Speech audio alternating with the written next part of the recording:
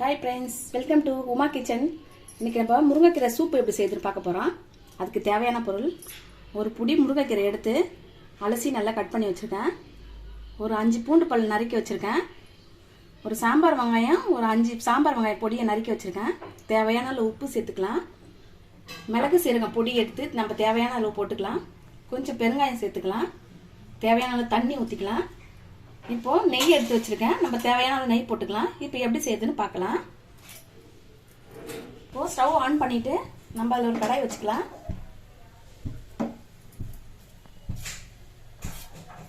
ஒரு 1/2 ஸ்பூன் நெய் சேர்த்துக்கிறேன்.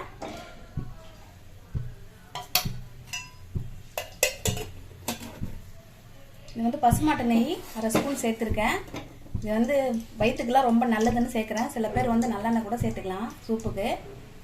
தேவைப்பட்டால் ரைஸ் பிராண்ட் ஆயில் இந்த மாதிரி கூட யூஸ் பண்ணிக்கலாம். நான் வந்து நெய் சேர்த்துருக்கேன். வெண்ணெய், நெய் இந்த மாதிரி ரெண்டுமே சேர்க்கலாம்.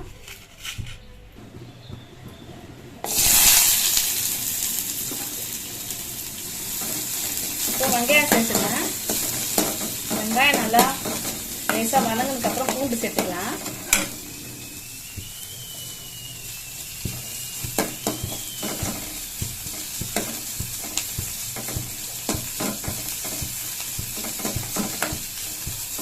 சூப்பு வந்து நல்லா திக்னஸாக வேணும் அப்படின்னு நினச்சா ஒரு 1/2 ஸ்பூன் கார்ன் மாவு கூட நம்ம சேர்த்துக்கலாம். நான் வந்து கார்ன் மாவு சேர்க்காம நான் லிக்விடாக அப்படியே சூப்பு பண்ணுறேன். தேவைப்பட்டால் சேர்த்துக்கலாம், இல்லைன்னா கூட பரவாயில்ல.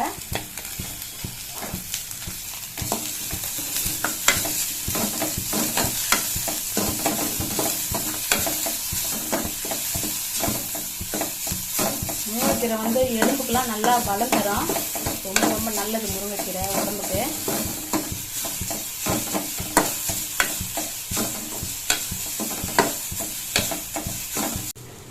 முருங்கைக்கீரையை வந்து நான் லேசாக போட்டு அதில் வதக்கிக்கிறேன். கொதிக்கும் போது கூட போடலாம் சூப்புக்கு. அது வந்து பச்சை வாசனை வரும்ன்றதுனால லேசாக வதக்கிறேன்.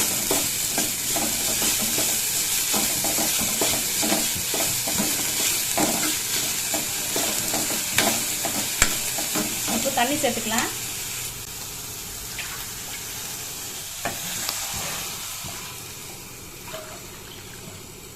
நான் வந்து ஒரு 1.5 டம்ளர் தண்ணி சேர்த்துருக்கேன். தேவைப்பட்டால் நிறைய கூட சேர்த்துக்கலாம்.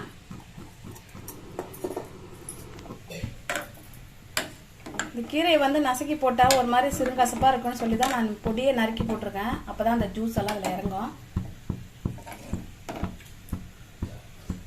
இப்போ பெருங்காயத்தூள், உப்பு, மிளகுத்தூள்லாம் சேர்த்துக்கலாம். லைட்டாக கொஞ்சம் பெருங்காயத்தூள் சேர்க்குறேன்.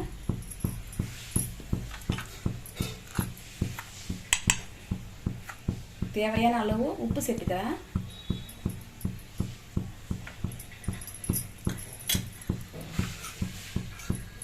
மிளகு சீரகம் பொடி சேர்க்குறேன். நான் வந்து ஒரு 1/2 ஸ்பூன் சேர்க்குறேன். இல்லை தேவைப்பட்டால் மஞ்சள் தூள் கூட சேர்த்துக்கலாம். சளிக்கெலாம் ரொம்ப நல்லது. மஞ்சள் தூள் கூட சேர்த்துக்கலாம். நான் மஞ்சள் தூள் சேர்க்காம இருக்கேன். தேவைப்பட்டால் சேர்த்துக்கலாம்.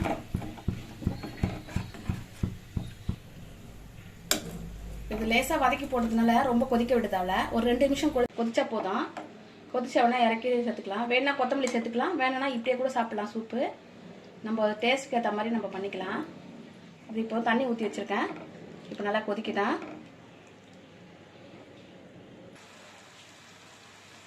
இப்போ கீரை நல்லா கொதிச்சிருச்சு.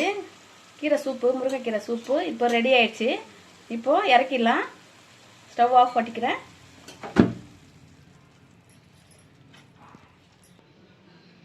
சுவையான டேஸ்டான முருங்கைக்கீரை சூப்பு ரெடி ஆயிடுச்சு பாருங்கள். சுட சுட. மறக்காமல் சப்ஸ்கிரைப் பண்ணுங்கள், லைக் போடுங்க, ஷேர் பண்ணுங்கள்.